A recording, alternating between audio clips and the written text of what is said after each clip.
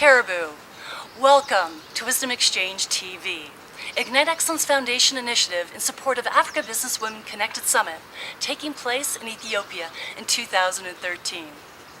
The Wisdom Exchange is a resource to help African women learn, lead, and succeed in life, business, and community. It is a forum where African women will learn from leading African women about politics, philanthropy, business, as well as education. These are the women that are the change agents of African companies, communities, country, and continent. They will stretch our vision of what we can be and what we can do. Stay tuned. Every 2 weeks, we have a new interview. And you'll see new interviews and expert perspective blogs being updated regularly. Hello, my name is Suzanne F. Stevens. I'm the co-producer of Wisdom Exchange TV, as well as the founder. I'm also the president and founder of the Ignite Excellence Group of Initiatives, which includes Wisdom Exchange TV, as well as the Ignite Excellence Foundation, which mission is leadership, advocacy, and education.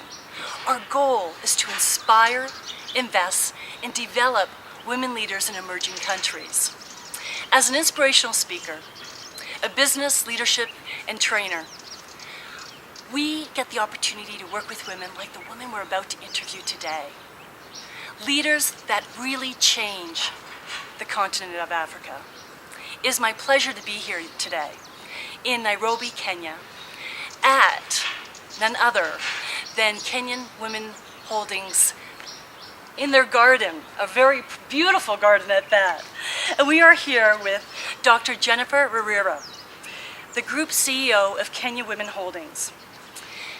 We're going to call it KWH for the remainder of the interview, which is actually their acronym. It's the largest microfinance company in Kenya and in Africa south of the Sahara. KWH has just received an award as the Fastest Growing Microfinance Institution, Best Managed Microfinance Institution, and the Best Growing Microfinance Institution, which was recognized in March 2011 in New York. Quite an achievement. Dr. Riria has made history. Not only did she take Kenya Women Holdings Trust from $2 million in uncollectible loans when she joined the organization in 1991, but she has led Kenya Women Finance Trust through a successful transformation process that culminated in the institution being awarded a deposit-taking license by Central Bank of Kenya in April 2010. Now, KWFT is two institutions, KWFT Microfinance and KWH, a non-financial service institution with a mission to empower, position, and an advocate for women. It is such an accomplishment that where leadership is absolutely key.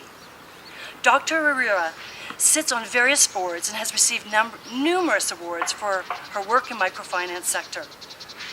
Welcome, Dr. Riria. Thank you, Suzanne. Absolute pleasure to meet you. There's so much about you and what you've achieved in microfinance. And so many people that aspire to be effective at microfinance as you are. So it's good to meet a leader in the field and a trailblazer, a true trailblazer in the field. Thank you. Thank you. So I know now that you're heading up KWH. Yes. But let's go back to go forward, if you will. Now, what would you say would be the biggest difference of KWFT, the financial arm, from a bank? Yes. What would be the biggest difference that you offer? The biggest difference, first of all, is that it's legislation, the regulatory registration under the Microfinance Act, which differentiates it from the Banking Act. Right.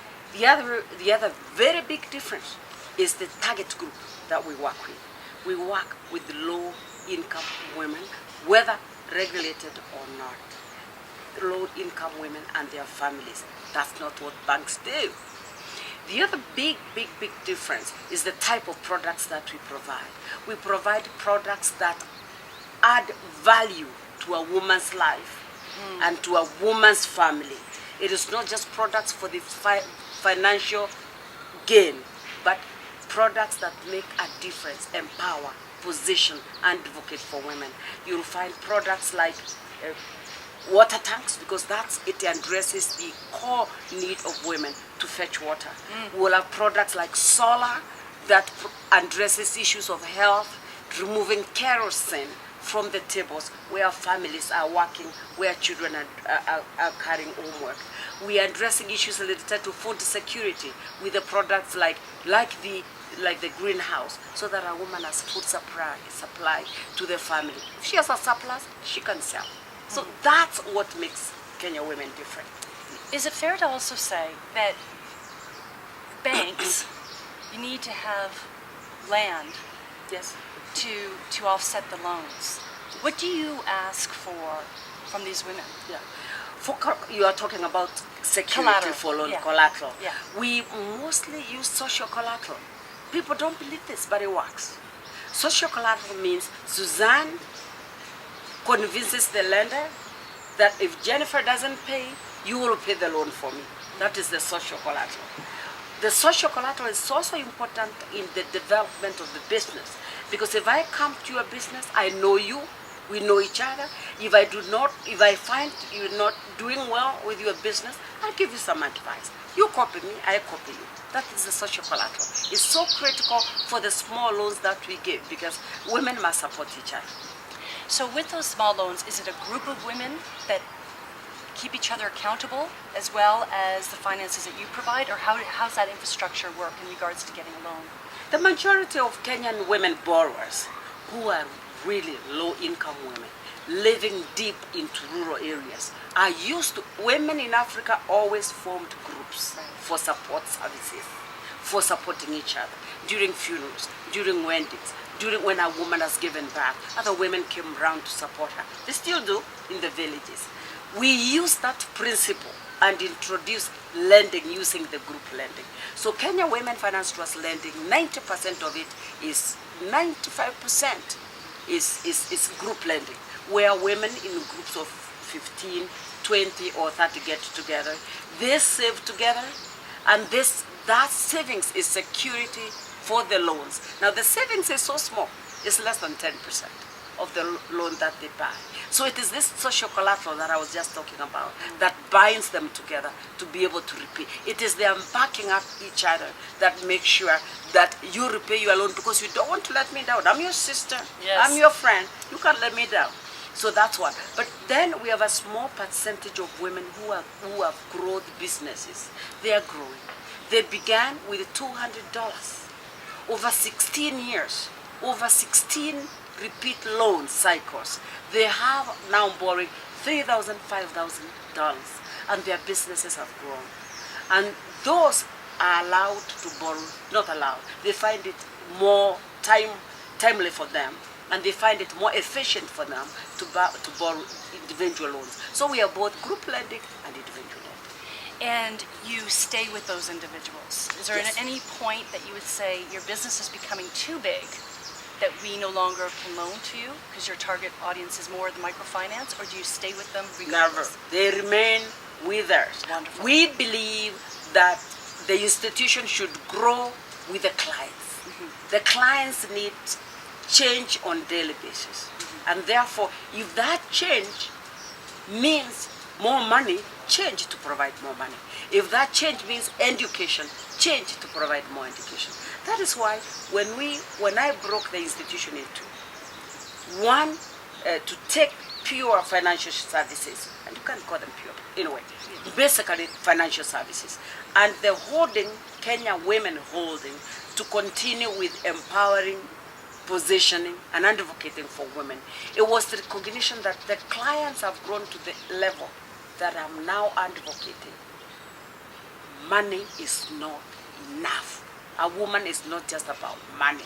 A woman is a human being first and foremost. And then you need to provide needs of those other aspects of a human being and supplement it with money. Money is important, but it's not enough. And this institution has gone to the level that it realizes one of its sections must ultimately deal with the provision of non-financial services, and that is the Kenya Women Holding. Wonderful. So what other, with Kenya Women Holding, what other areas are you putting programs together, training these women? What sort of things are you training them in? One of my passion now in the second half of I look at life as a football match. The first half and the second half. I'm in the second half. My passion in the second half, first of all, is to create leaders. Women leaders need to be created. People argue that leaders are not created, but I think leaders have to be made. Leaders have to be made through positioning them in circumstances. And one of the things we have decided to do as Holding is do a mentorship program, to undertake a mentorship program. Carry girls from schools, deal with schools at the school age, 8 years grades, as they translate to go to secondary education. Begin introducing principles of self-respect, self-perception as a human being, first before you are called a girl. And positioning yourself to act for yourself, to act on your feelings, and to anticipate a future that you take care of, that you churn out. We are calling it a mentorship program. I want to work with students, because in a school, students come from different communities. My dream is to connect them with an ICT system that I can talk to them from different counties in the country and have a network of young people thinking, yes, I'm a woman, but I'm important. And I'm here, and I'm going to change my course of my life. This is what I hope to achieve with this mentorship course, working with through schools. It is wonderful. Yeah. You know, and they all have to sign up for Wisdom Exchange TV to learn from women like you, because it's a free, so they'll learn wonderful things like that. Yes. Now, since you started, in 1991, what would have been one or two of the biggest challenges that you had to get to separating these two organizations? Yes. Let me begin with the challenge of growing this institution first before I separate it. Yes, please. One of the biggest challenges is to get people to believe a woman can lead and a woman can lead a big outfit. Now, not talking about it by results. So year in, year out, I want to show and to prove that this institution is here to stay through results, through numbers, and so forth and so forth. That's one. And that had, because there are financial institutions out there that are doing very badly, and nobody talks about them. All right? That is one. Secondly, it is convincing the society that women are bankable. Let me tell you, 20 years in this country, women would find it very difficult to access a loan from a bank. We began by selling the message, women are bankable. Banking with women, as long as that Kenya Women Holding is still holding, banking with women. It's a great slogan. Today in this country, banks are chasing women with their money. You can see billboards all over women. Let me tell you, in the early 80s, and early 90s, I was abused and told I'm misleading women. I'm begging them, giving them big heads by lending money to them. I shouldn't lend, don't lend to my wife. You are giving her a big head. Today, for me, I call it my ultimate success. That everybody is chasing women with their money.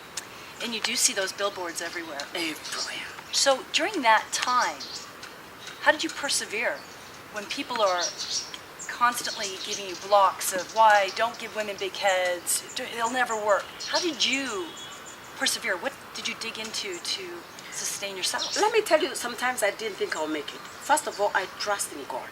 And I knew the Lord has something for me on this earth. He has a purpose for me. That's why I'm here. He has a purpose for me. That's why I left Kenyatta University as a professor. That's why I left UNICEF, UN. Everybody wants to work with UN. I left to come and work with Kenya women. I know the Lord has a purpose for me. That is why. And that gives me an inner strength. At the same time, and a very supportive board, women, I can count them. When you go into my office, you will see all their names, beginning with Janice Mosa, Mary Okello, Esther Wahome. You will see all of them up I put their pictures on the corridors. I called on them, and they were there for me. They understood when I had. And that strength was my staff. Somehow, God helped me and I created a team that looked at themselves as a family. That's the only way we were going to survive and to belong to a family that believes in what I believe, a family with a passion that I have a passion to, and we began, and that pushed me. Did you want to quit? Any time, was there a time where you just said, this is not worth it? Let me be very honest. Once I really felt I want to quit, and let me tell you when it was. Please. It's when I got at an annual general meeting. We have an annual women come. This Kenya Women is a membership organization, and we have by law to get women to meet because they are members, as according to the membership registration once a year, the annual general meeting. And the women made noise, and the women screamed at me, and the women never understood, what I was doing with them. I came home and said, "Is it what? I work for them. They are not showing they're not saying any thankfulness. They are not They don't seem to appreciate it." So I came home and said, "Is it worth it?" And I cried. But the next day, I was out and kicking again, with them and for them. Wonderful. And there are times in our career that no one appreciates. And that's what we need as leaders, a little bit of appreciation. That's so right. That's our fuel. There are some people who think that leaders like us, people keep on saying, "You are very strong." People think you don't need a little encouragement. You don't need a little support. People keep on saying, "But you're so strong, you're going to make it." And at that time, I'm looking for somebody to hang on and say, "Please hug me." I'm going to do a course on how to love your leader. Yeah, I think it's worth it. I think it would be good. When you love your leader, they'll give back to you tenfold. Yeah, that's true. So far as Kenyan Women Hold the Trust side, Yes. how was it able to sustain its growth? To begin with, we had a lot of support from very good, we call them development partners. We hate to call them donors. We call them development partners. Wonderful. Because they're people who come with the same vision and the same focus and the same passion to alleviate poverty. We had the Ford Foundation, we had the Belgium Survival Fund, we had the UNDP, we had others, quite a number who came on and gave us what today we call the seed capital. And for the first years, we had that. From 2004, we couldn't sustain our growth on this. So we had to get to the market and begin borrowing from the market. That's how we sustained it. Okay. Now, where have you seen microfinance actually fail? Have you seen it fail? Microfinance has failed. Yes, I've seen it fail. Do you know why? One of the reasons why it fails is what I said before to you, passion, lack of passion. Leadership is so key in microfinance. People who care about what their clients need and what is with it. A friend of mine from Padme in Senegal called me and said, "We have collapsed." What happened? Government took over. Politics and microfinance don't mix. And politics and that don't mix. That's one. Secondly, if you do not have skill, skill in the house to run the lending, the collecting, the training, the pushing, the oiling when things go wrong, you can succeed. So those are some of the things that make it fail. See, it's interesting because a lot of people feel that they can just loan money, one individual, not like an institution like this, they can loan money and get that money back successfully. Let me tell you, the first loan that I lent out in 1992 April, under a tree 200 kilometers from here, was never collected. Lending is not just taking out money from your pocket and give it to somebody. It requires you to understand the kind of person you are lending. That person must understand you, because you realize I said the collateral is less than 10%. So your risk is very high. So you have got to understand that person. That person, you must believe in what that person does. You must have a passion to work with that person consistently and be in touch with that person consistently. Just giving money and walking away doesn't mean somebody will walk after you and pay it back. So what do you feel are some of the biggest obstacles to entry for women who want to start their own business? There are many for women. First of all, the perceptions. As I said, when you live in a patriarchal society, you are encouraged to, by the society itself, not telling you, but by seeing and by mentorship, by what have you, by what you see, you are encouraged to do what I call ghetto businesses, meaning businesses that are not high fly. So you have male jobs, male businesses, and female businesses. So women will fall into those female businesses, most of them, which is buying clothes and selling them, buying cereals and selling them. And I'm not saying there's something wrong with this. I'm just saying they are not the big businesses we are talking about. I'm not saying there's something wrong with this. And they find it very difficult to move from that stage because they have got very little collateral on their hands. They have very little collateral to give to get big money from the banks to invest in investment, in research before you begin a business, in studies, and collaborate at a bigger level, bringing in big volumes. They don't have a lot of money. And going to the banks and borrowing the same cycle of, can you do it? You're a woman. Can you really do it? However, I want to quickly say women are breaking through this. In this country, for example, for the last 3 years, we have seen the top women, top 100, the medium businesses, top 100 businesses. The first was a woman in 2 years. Wonderful. One of them is my board member. I'm very proud of that. The other one last year was my board member also. I'm very proud of that. So there are women emerging, but really the biggest constraint to women's businesses is lack of access to first of all, money, big ideas. People don't think so. But you can have money if you don't have ideas and conviction and the passion of what you're going to do with that money is not going to be done. That, secondly. Thirdly, women are restricted from access to markets because of the restriction of connecting with other people internationally. They normally will find it very difficult to locate markets. So even when there are very good ideas, locating of markets. And that's why we are now encouraging women to get on the net, to see whether they can do e-marketing for their goods to go.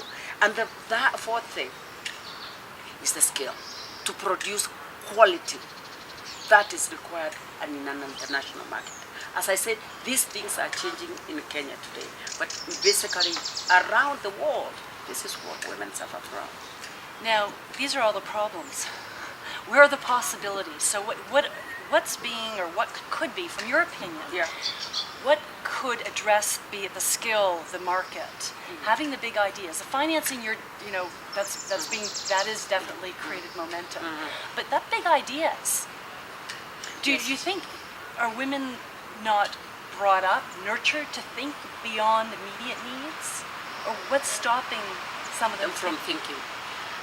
First of all, as I said, domestication is a very serious condition that you don't think about. That anybody going to market think, let me do this because that works for women, okay? But as I said, they're breaking away from it. But I think the solution to that is the ICT now. There's modern technology. Yes. And in this country, there's a big move to even have an ICT city, and I think technology is going to change this because a lot of women are beginning to look back to technology, modern technology. I say, can I use this for marketing? Can I use this for accessing resources from other people? That's one. The other one is that in terms of knowledge, and that's why Kenya women holding want very much to focus, to even collaborate with people who want to carry on the role of skill transfer and skill connection and skill upgrading. Because If you don't have the skill, you'll never produce what it is that is required. Women also need to think about manufacturing. Industries here are male-dominated. I think it's the skill that they require to produce. I have so many women in markets, funding so many with markets, but they don't produce tomatoes, but there's tomato sauce, but they are also doing tomatoes. But we know also there are regulatory handicaps. There is monopoly. Certain people who are registered to do something and nobody else can enter.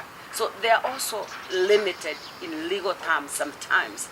Legal knowledge, not because they can't use that law, but legal knowledge. So Kenya women hold talks of empowering women through mentorship, through training. Training means bringing knowledge, legal knowledge that impedes on their businesses, connect them with areas that also, hinder them businesses like MIS systems, use of computer. Simple. Now, it's interesting because your market is, at least starts at the grassroots, but then they grow, and you stay with them. Yes. How about for women like you? Yes. You're successful, and and the women on the walls. I saw a couple of the pictures, and you're on your boards. What sort of things do you think that group of women needs to do more of in order to get to their next level? Do you have any insight into that? Yeah, they need to connect with other successful women because of the hardship that we go through. Women struggle so hard individually. Collectively, it becomes. I have found collectively, women sometimes find it difficult, collectively, to work together towards a common goal. Not because they don't want to, but there are so many other forces in their lives that are tearing them apart. There is family to deal with, there's personal issues to deal with, and you can't devote quality time, to this group thing you have decided to do together. But I think they need to find other ways, modern technology ways of linking up with each other. It doesn't have to be physical. They can link on business, linking up.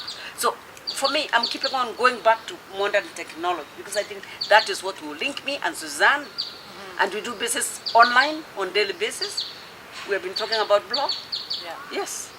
You've said something really, really interesting is, I've heard a lot about mentorship programs, and I've heard a lot about women in associations talking and going to those women when we have a challenge, and you even referred to that.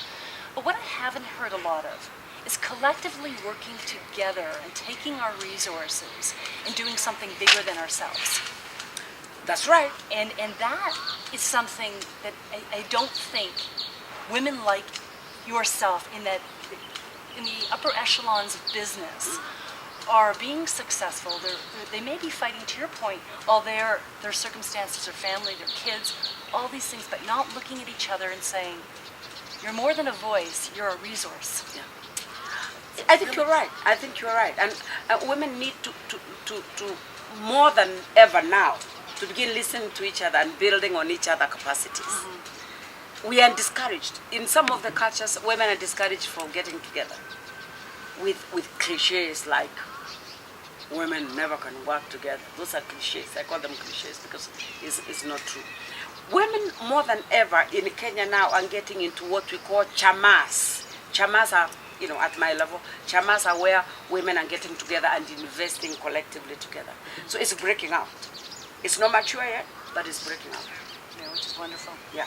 Where do you see the biggest business or which sector, biggest opportunity for women at a grassroots level and people who have already established themselves? Where do you see the biggest sectors? Kenya women works with very low income women. Right. Really survival level. Yes. Can you feed your family? Can you take your girl to school? Can you pay medical, services for your children? At that level, until a woman has moved from the survival level, even if you talk about investments, she has nothing to invest. We are encouraging savings at this level, small savings, so that first of all they can learn the art of saving. So that in future you can take that and help them put it into a business. So that is a process. It's a process of people getting out of survival level to a level where you can invest. At the level where I'm talking about clients who are borrowing $3,000, $5,000, even $10,000. We have a few now who are borrowing $10,000. At that level, their businesses have still remained in the service area. But their survival will actually be when they get to production and manufacturing. And for that to happen, we do need to begin creating skills. And this is where Kenya Women Holding comes in. So that's a great way of segue into sustainability. Yes. So at the grassroots level, do you have any advice for those women to become sustainable? Because to your point, mid-level getting into production is key. But at the grassroots level, how are they going to become sustainable? First of all, there has to be a committed institution that is working with low-income people and poor people. And we stop them calling poor people because they don't like being called poor people. They like to be called low-income people. Don't ask me why, but they don't like it. And I respect them. Low-income earners, first of all, want to be respected. More so women want to be respected as human beings first. So the products that you introduce are the products that make sense to them. If you come out with a very beautiful product from New York for New York women, they will not touch it because it doesn't make sense to them. First, you need to get to them and find out what does it make sense. Is this a water tank like the water tank you see out here? Something simple. Then they will have it, they will nurture it, they will grow with it, they will add more to it. For example, they will buy a water tank. Then you will think with them, what else can you connect to the water tank? You say, a toilet, a flush toilet, because you have water there and you have got a toilet there. Then what do? You can recycle and use it in your garden. So you have to work with them on issues that sustain their lives. It's not what you think sustains them, but what they think sustains them. That's what you need to enhance. And that is how you can make the low-income people sustainable. Now, you talk a lot about growth, sustainability, and I'm going to focus on the growth part, but now I'm going to shift it to growth for you. Because you have your PhD, so your formal education you have. What do you do for yourself to continue your growth on an ongoing basis? I think a lot. I read a lot. I speak a lot in international conferences, and I'm telling you, when I go to speak, and I'm going to be speaking in November at the Microcredit Summit. The Microcredit Summit is a big thing for microfinance people. I prepare, I read, I think, I introduce new ideas in these speeches. So one is to get engaged on an international level. The other one is to read and keep updated, because you have to keep updated. I do a lot of downloading materials from net to see what the global, it's happening globally. So you have to keep updated in terms of knowledge build up. You have to contribute to that knowledge build up by participating directly. Yeah. And observing. I'm sorry? Observing. Observing, yes. And we can learn a lot from doing that. Yeah. And which leads from a leadership. Now, how many people work for you right now? Close to 2,000. Okay. The last time I checked, it was 1,908. So a few. So leadership is a very important element of achieving this objective. It is. How or where did you learn how to lead? There's a part of you that is born with you. There's a part that even you, when you are a little girl, you're the one who leads the pack in the class. You're the prefect in class. You are the one, even in bad times when children refuse to do something, you're the one who tell them, let's not do this. As a little girl, let's not do this. You go to high school, you are the one who is telling other kids, I don't think it's our responsibility to peel potatoes. I think the cooks should peel the potatoes. You don't think about it then. But I look back then and I see the things that I did in school. You are the head of Christian Union. You are acting. You are in the acting team, and you are the lead actor. Those small things indicate something in you that should lead leadership. Then you get an opportunity. Then I do not know how opportunities come. That's why I said there is a hand of God in it. An opportunity come for you to get a responsibility. At the university, I taught for 10 years at the university. When the head of the department wasn't there, I was the smallest, I was the youngest, I was the newest. The head of the department said, can you take over the department? I'm not there for 2 days. Do ABCD. There's something people see in you that is in leadership. And that is not something that you create. That is something that you grow up with, something that the Lord gives you, and you work on it. But I knew one thing. I never wanted to be like my friends in the village. That one I knew. So everything I did was not to go back to the village to live there. If I had to read using a lantern made out of a Coca-Cola, of a Coke tip, tin, and to do it. So that I pass my exams, I leave the village. So something's passed on you, you own to go on. Then when you get into the leadership, several things happen. You begin taking responsibility. And that's why I said we are beginning at Kenya Women Holding with the mentorship at the school level. For girls to begin thinking, it's me. I have a position in this society. I need to do A, B, C, D to take my position. You have got to begin first thinking you have a position in this country for you. By the time I hit the university, I knew in my heart I needed to be able to fight for women in this. I need to make a difference. And you begin telling yourself, I'm here for a purpose. That comes from where Kenya Women Holding is starting now, at the mentorship level. Then you get a position. Because you have been brought up to say, tell yourself, I have a stake in this. I have a responsibility to change this. You begin finding yourself working with people to change it. And you begin thinking, I need to take care of these people so that they can take care of me. Back to your very point, how to take care of your leaders to take care of you more. You begin thinking, I have all these people, I have all this stuff. They were started. I need to help them to grow, to help me grow. So you have got to see yourself as a leader, your success in their success. If you translate it that way, every day you work because I want Suzanne to accomplish this. Because if Suzanne accomplished this, I'll accomplish this and we'll get there. So you also have to have a goal where you want to get. So what would you say is your leadership style?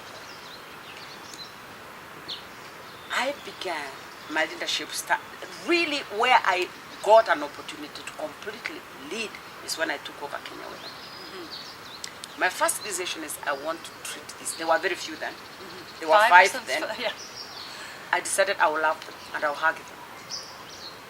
Because they are part of everything I see. Suzanne, I cannot survive in a situation where I look at your face and I don't feel like looking at you. So I felt for us to be, it's already very difficult. We have no money. Nobody believes in us as an institution. We need to stick together. Hold on, people. Hold on together. Hold my hand and I hold yours. In fact, that's one of the slogans for Kenya Women product. Hold my hand and do yours, and we see the future. So that's one of the principles. People around you, love them, encourage them. Encourage them to hold each other on. This became a culture in Kenya Women. We began looking at each other as a family. And we began preaching around a prayer table that our family loves each other, our family upholds each other, our family does not destroy each other, and our family as a goal. That's where we began in the 90s. This has grown. As we became bigger, I was not able to sit around the table with all of them. But as we decentralized and we had field offices, now we have over 200 offices around the country. this continue to be a culture of the institution. They will sit around that table, they will load each other. Your portfolio is not working, the entire group will come with you and try and see your clients and see where they're not, paying their loans, and they will help you to collect your loans. So this centerpiece of we must care, because we have a goal that we can't achieve unless we all pull towards one direction. And so it's very much a nurturing. It's a nurturing. Now, is there anything in your leadership style, and I'm going to kind of get right to it, is there something that you think as a leader that you could be doing better than you're doing now?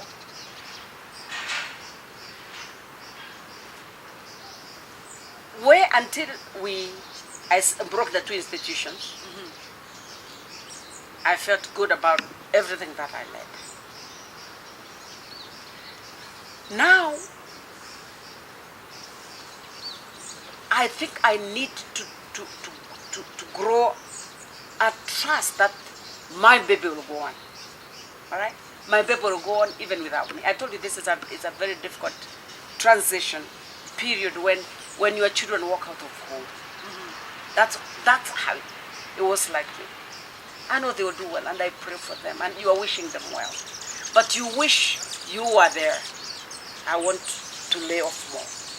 But at the same time, what I want to do more now is find a way of making the linkage very strong still of the two institutions. Because I think the two must also pull towards the same direction. And that's what we are doing. With the mentorship, we involve the teams in the field to make sure that they are helping us to mobilize the clients. We are trying to work with the same clients, the same system.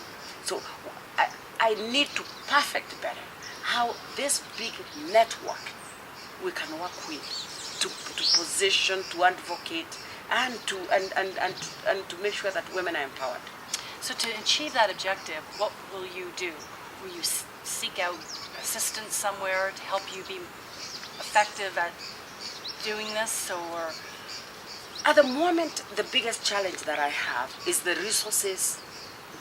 That the financial arm is regulated under central bank. You understand that right now, and it's really doing its own thing, and it's doing a fantastic job. I'm very happy about that. What we need to do now is, people do not know Kenya Women as this institution that deals with non-financial services, empowerment, addressing human rights abuses among our clients and their children and their families, dispossession, addressing issues related to girl child neglected in the villages, abuse, and hunger among women, and even maternal health. Okay, which is, if a woman is not healthy, the entire family is not healthy. People never saw Kenya Women like that, and they never saw Riria like that. They saw Riria, this hard financial woman, this bank, who fought for banking services for women. Now she's talking about maternal health. What is she about? See, that is the transition that we are dealing with. And therefore, even getting resources now, when people ask it, what is Riria doing now? Is she now in money, or is he? But I'm telling everybody, money is not enough.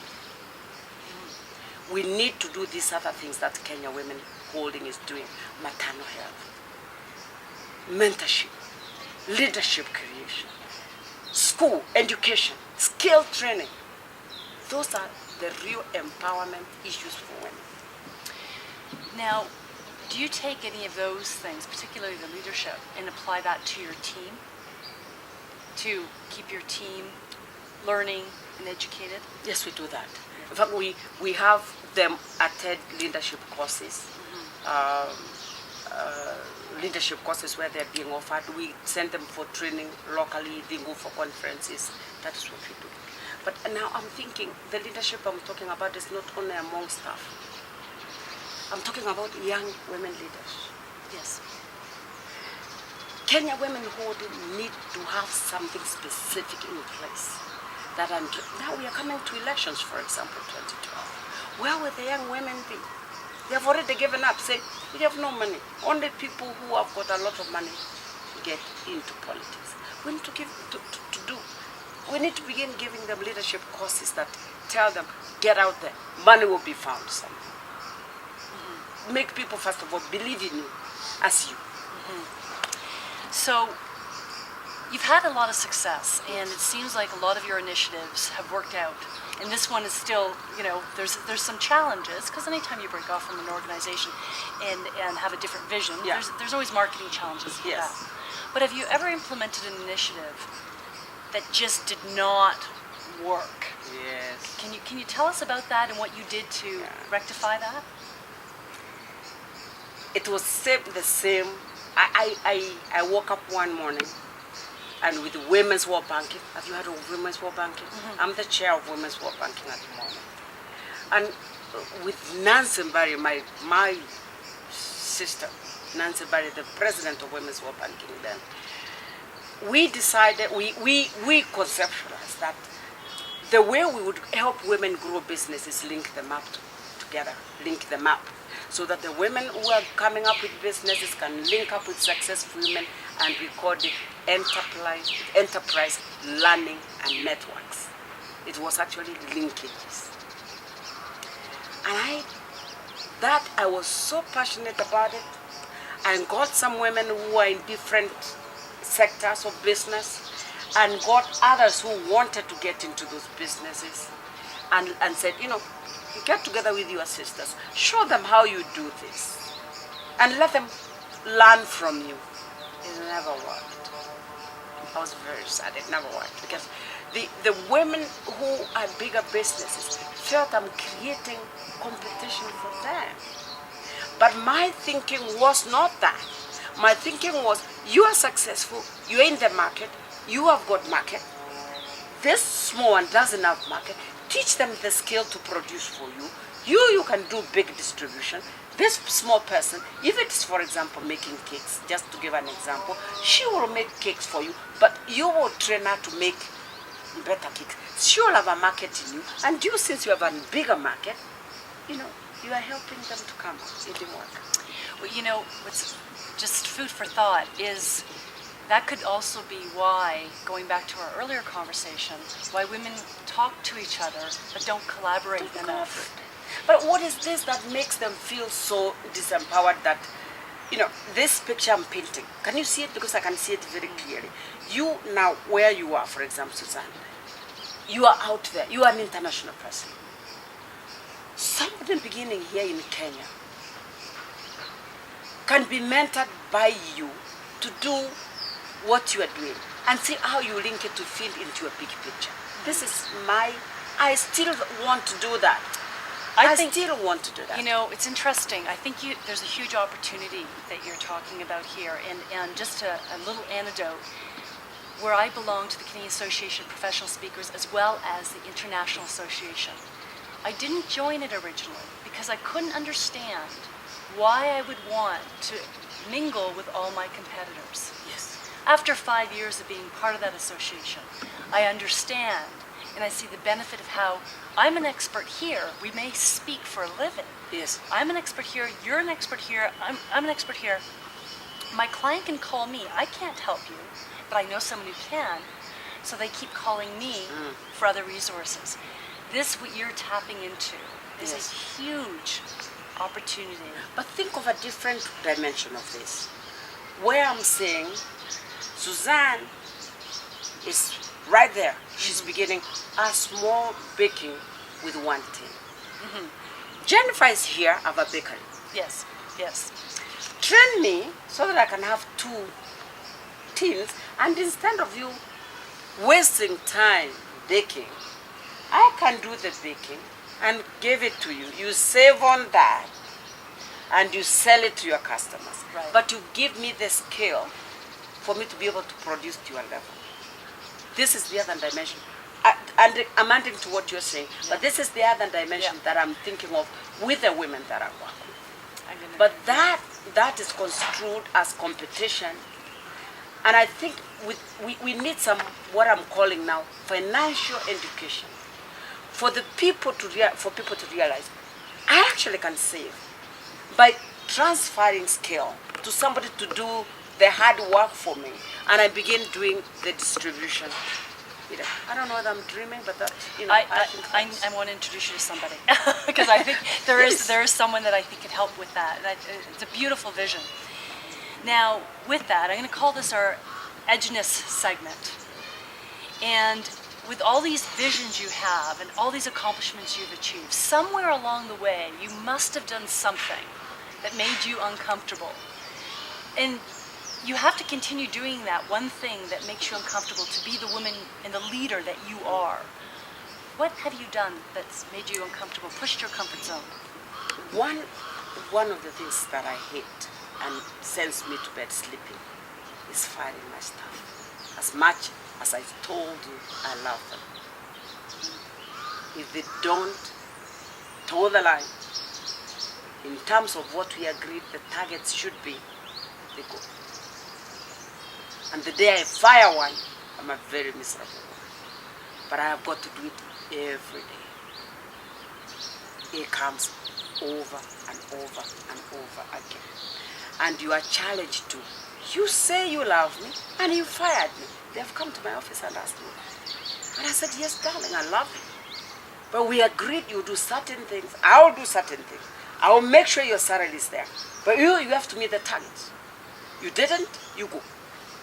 That has been the most uncomfortable thing in my life, because seeing a staff member walk away from me is very hard. And being a nurturing leader. And being a nurturing leader. That makes it, that's like one of your children. That's one of my children. It's very hard. So, with all your success, being the awards you've achieved, the speaking engagements that you have, the boards that you sit on, the mothering or the nurturing as a leader that you do, something has to get compromised. What is that something? That is me. My time. My personal time. My personal focus to myself. A lot of times get compromised. And a lot of women do this. Mm-hmm. Work for everybody else. Forget about yourself. Did you change it? In my second half of life now, this football game I told you about my life, the second half, I'm reading a book called Halftime. And in my halftime, my second half, I'm going to create significant space for me. I'll play golf, I'll go to the gym more, and I'll see more friends. So what do you feel that you missed in the first half of your life, not doing those things? A lot of my social life was compromised. I'll say my social life. Yes. So, changing that, if there was one thing you would do differently in pursuit of your success, what would that be? I would love myself more. For me, that's where it starts. I'll love myself more. I'll get a little more holiday away. Not take your holiday around the office and around family, because that ceases being a holiday. Just take holiday and go away and forget. I think, focusing on myself, that's what I would do better. And what benefit do you think that would provide for you? Good health. That, first of all, good health. I would have been able to write my 2 books that have been stuck on the rack on my computer for the last 2 years. Okay, I would have got them out. I would have written more, because I really want to write more.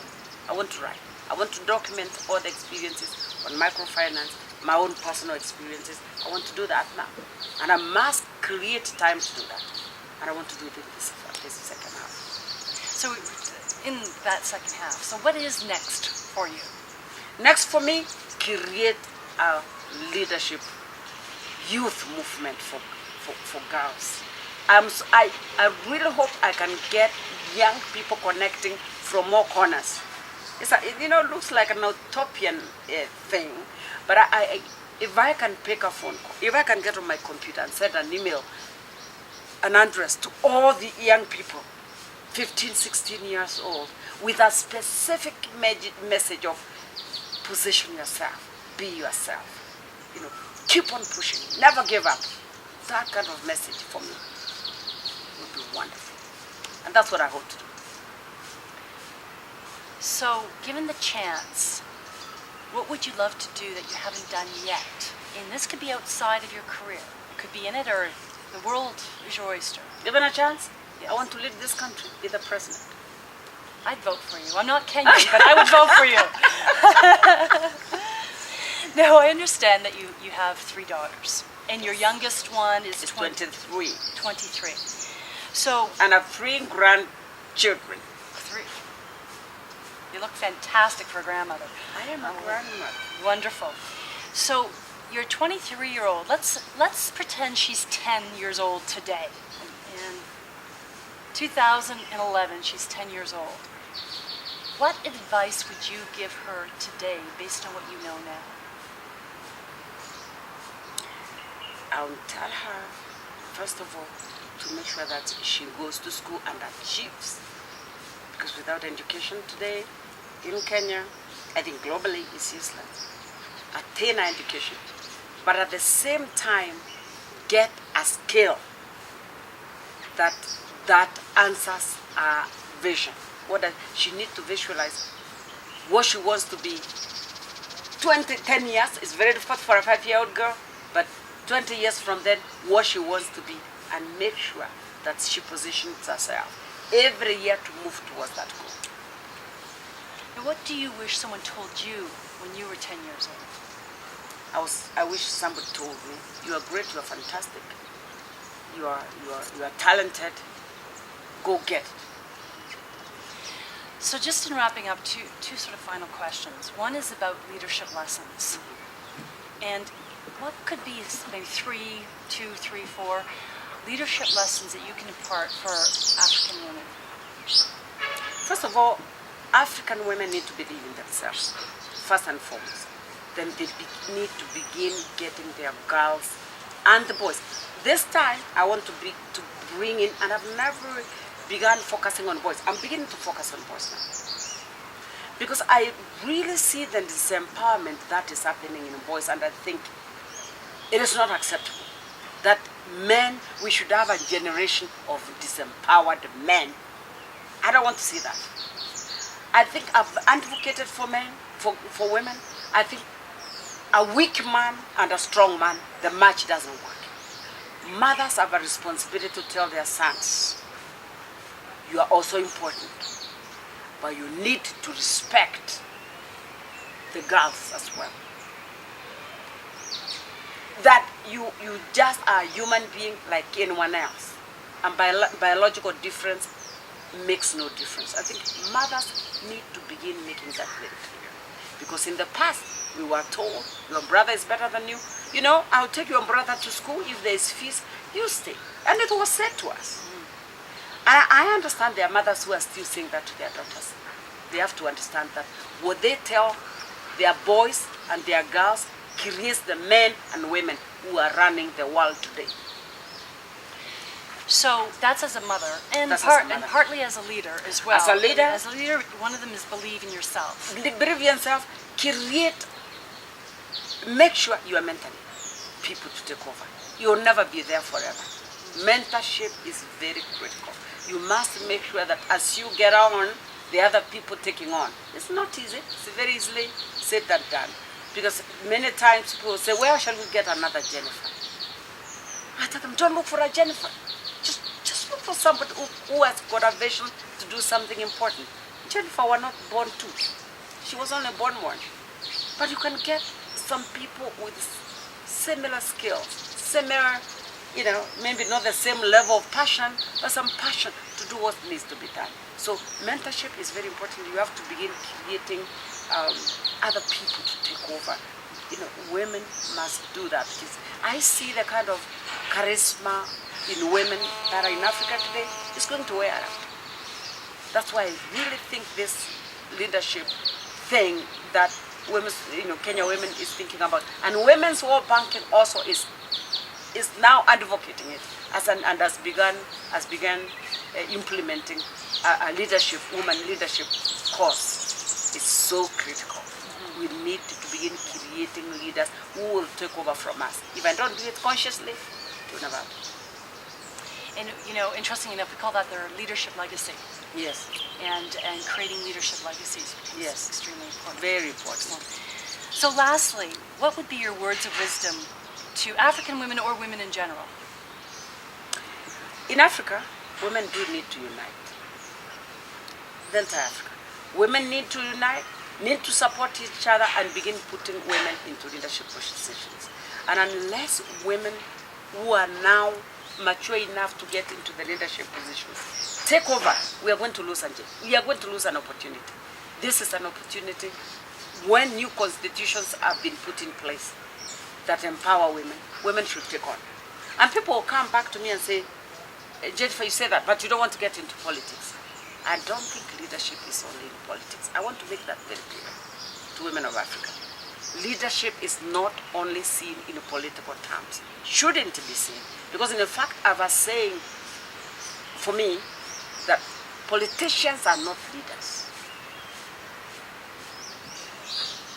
Politicians must learn to be leaders. They are not leaders. So I'm asking women to be heads of corporations, to be lead Kenya Women's, lead other institutions. And I will tell you why I'm saying that. Because some women don't get opportunities and they don't want to lead. But the women in Africa now who are in position should encourage other women to take on and help them take on. I think you bring up an excellent point. Just because you have the position doesn't make you a leader. No. Thank you so much, and great words of wisdom. Wonderful interview today, and good insights, not only about leadership, but microfinance and what it takes to actually grow your business. So we appreciate that. Thank you very much. Again, my name is Suzanne S. Stevens, and we've had a great interview today with Dr. Riria. And if you know women like the doctor that we've just spoken to, that have really been change agents in the community, country, continent, please send us their names at info@wisdomexchangetv.com.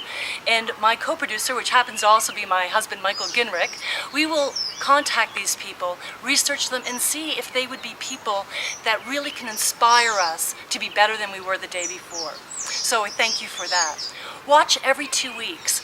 Subscribe to Wisdom Exchange TV. It is a free subscription, and we'll send you an invite to let you know when that new interview will be up. So tell your friends.